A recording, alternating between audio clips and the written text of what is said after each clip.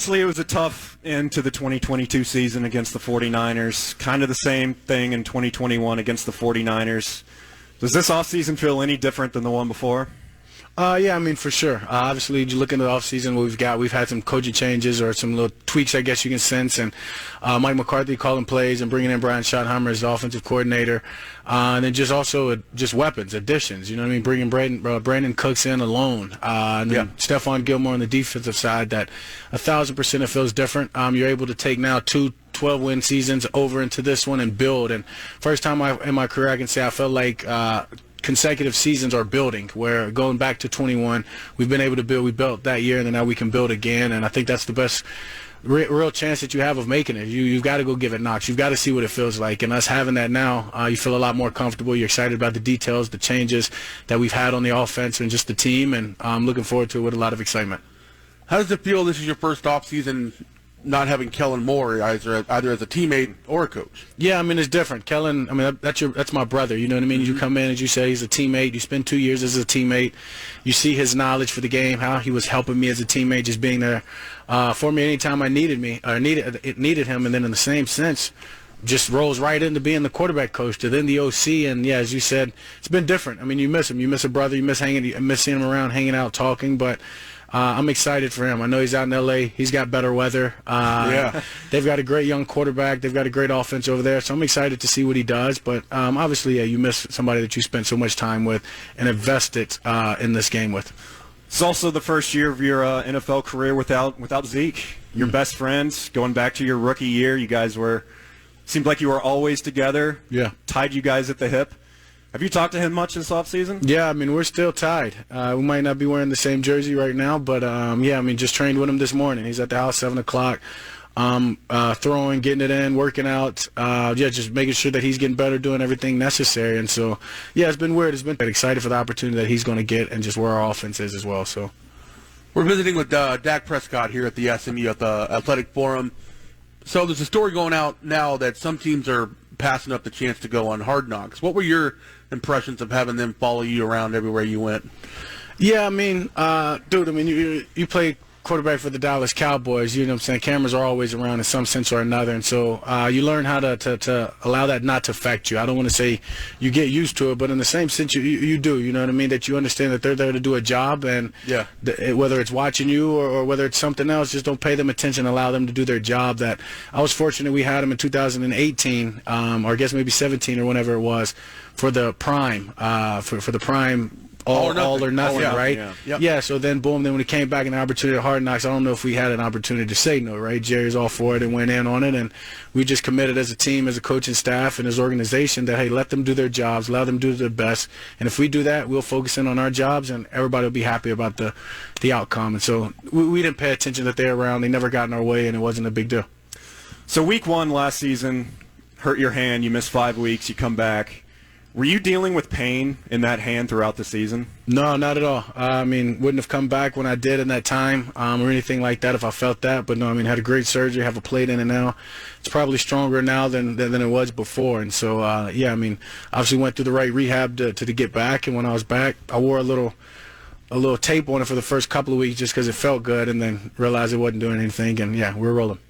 So you mentioned, play calling is going to be different this year with McCarthy taking over. Have you noticed any noticeable differences so far? I know we're still early on, offense is being implemented, but any major differences? Yeah, I mean, there's differences for sure. I can't say major differences, and maybe not a lot of differences from the naked eye, somebody that doesn't know the offense and what's really, you know what I'm saying, in tuned on it. But, yeah, there's a lot of difference, a lot of details, a lot more thorough coaching through the details, I guess you can say, of guys that you would think on the basis doesn't matter, but they're going to play a huge part in the role, and maybe that 1 or 2 times that play's available, they're getting coached through that it's clear. You understand, you know what I'm saying, you understand what's going on, and the offense has been implemented. I mean, at this point now, we've got the reps in, and we've left the offseason. We're trying to figure out what are we going to use going into camp, what are we going to say this is what we're great at, and what are we going to say, hey, we don't need. So we're going through that process now, I guess, as you can say, as we get into training camp. You had really great chemistry with Dalton Schultz over the past couple of years. You've got some new weapons this year, obviously losing Dalton Schultz. How long do you think it takes to develop that chemistry at 100% to where you're clicking with your receivers and tight ends? Yeah, I mean, I think it all depends. It depends on the player you're talking about, the receiver, the tight end. Sometimes you've got great players, man, and the way that they run or how explosive they are, it does it for itself. In the sense of Amari Cooper or even now Brandon Cooks. Excuse me, the guy runs so fast and he's the same speed every route that's going to be easy for me to figure out, right? He's not changing it up. He doesn't have a pace to himself. So you just got to give it time. And, yeah, I had a great chemistry with Dalton Schultz, but I think I can have the same chemistry with one of these young tight ends. Will we have it this year that me and Schultz ended with? Who knows, but can they get there? I absolutely think so, and it just comes from the reps and practicing, and that's what this time's for, and that's what we've been doing with those guys, is trying to supplement that time and get as many reps as we can.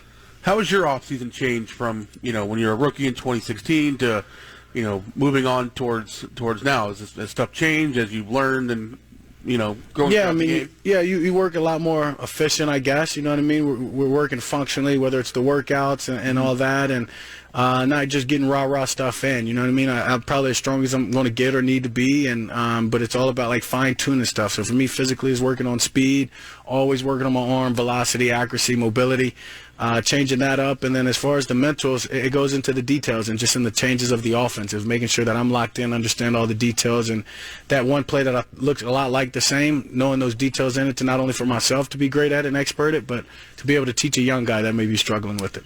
We heard Dirk used to say that early in his career he would eat whatever, and it wasn't until his 30s that he actually started, watching his diet and taking care of his body more.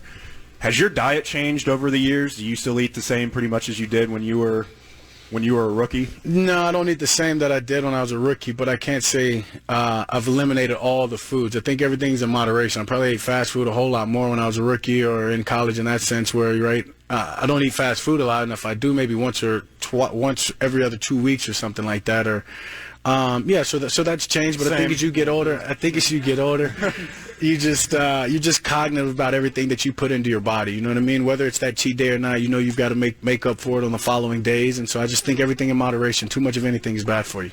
Have you ever personally watched Jerry dump a bunch of salt on a breakfast sandwich? I have because not. We did. We saw it on TV. It was on Hard Knocks. Yeah, I know people love that one. It was incredible. Yeah, it's incredible. So what are you doing non-football-wise in the off-season? Yeah, I mean, obviously try to vacation, get to a tropical island or something when I can. I love to eat. I love to play dominoes. I love to play cards. Competitive. So yeah, all that usually, takes up my time. Yeah, are those games big in the locker room? I'm kind of wondering what the big locker room game is. Yeah, dice. Okay. Yeah, not necessarily in the locker room, but you get some guys together. You know what I mean? Go hang out. Some cards. You play cards on the plane. So many different games that you can play. Dominoes is one that I play more with my friends, buddies back home. I feel like it's becoming an older game, and not a lot of the younger guys know how to play it. We're joined by Dak Prescott here. So I'm 34. You're about to be 30. We're close to the same age. I barely remember the Cowboys' last Super Bowl. I'm kind of curious to what your first memory of the Dallas Cowboys is. Yeah, I mean, I grew up a Cowboys fan. I can't say I necessarily remember them winning a Super Bowl, but it's for sure watching Troy Aikman, Emmitt Smith. Hearing them on Fox, knowing that they're coming in on that afternoon spot, and growing up a Cowboys fan. My dad was a huge Cowboys fan, so I mean, he always had different jerseys, and it's always, as long as I can remember, Dad had them on. So we know you said you kicked yourself not investing in pickleball early. Has that changed? Are you all in on pickleball now? Well, no, that's why I kicked myself, because if I had invested in the beginning, but yeah, I'm all in. I'm all in on it. I mean, owner of the Frisco Pandas. Okay. Yeah, so I'm all in. How much are you playing? Not too much. Maybe twice a month. You're the best on the team? No, Simi. I got to give Simi Fioka. But then One-Way Johnson, he was saying that he can play, so I don't know. But Simi's really, really nice. Really nice. Do you ever think about 15, 20 years from now, just your legacy? Play quarterback for the Cowboys. There's Troy Aikman, Roger, Tony. Do you think about what you're going to be doing after football? You think about broadcasting? You think about going into coaching? No, I mean, I can't say I think about it often. Have I had those thoughts? Yeah, sure. Broadcasting, I don't know. I don't want to say no, but at this time in my life, who I am, I don't see that at all. Coaching. Yeah, I want to coach, but then again, will I want to when I've spend another 10 years in playing this game? Who knows? That I think that I've just tried to leave it open and not try to put my eggs in one basket and say this is what I'm going to do. And who knows, I may do all of them. I mean, hopefully life's long after. So last question for me. We know you want to get out of here. How do you take in the NFL draft? We know how Micah does, and that's freaking out. You know, he wanted Mozzie, he's yelling. But do you watch the NFL draft like everyone else, or, you know, what's that experience like for you? Yeah, you know, I can't say that I'm tuning into the to the NFL draft of like, oh yeah, it's coming on. I've got to make sure I'm sitting down watching it. Maybe the first, you know what I'm saying, the first night Thursday. But after that, I'm keeping up. As soon as the Cowboys pick it, I'm paying attention. But I'm never too high or low in the draft. I mean, I went in the 4th round, 135th pick. I've watched guys go undrafted, come in and run a locker room or be one of the best players on the team or in their position. I've watched the first-round guys not live up to what they were picked to do. And so I don't put a lot into the draft. I'm excited because I'm getting new players, getting new teammates, get to know about them. Yeah. But I'm not going to weigh in too much on where they were picked or do the whole Micah deal when you get a player. But I think we did an amazing job in the draft, addressed the needs that we needed, and they're a young, talented group, I can tell you from the spring. Do you reach out to them immediately? Yeah, so offensive guys for the most part, first rounder I'll try to get to, and then again it depends on what I'm doing, right? If I'm sitting down watching the draft, yeah, it's easy to text one of their position coach or whatever and get their number. But if I'm not and I'm out and busy, you know, when I can get back to it, maybe the next day, see 3 picks, boom. So yeah. Another thing from the draft this year, what's your initial thoughts on Deuce Vaughn? Excited. That was one, right, that you do get excited about when you see that story, understanding, going into it, knowing who he was, knowing his dad.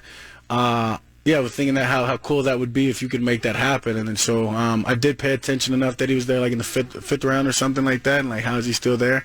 And then then seeing that and seeing that reaction, just knowing how great of a guy Chris is, his father. I'm excited about Deuce being in there, and I think he's going to be a very talented player that can help us immediately. Well, Dak, we appreciate you spending a few minutes with us. Good luck with the rest of the season. For sure. Thank you, guys.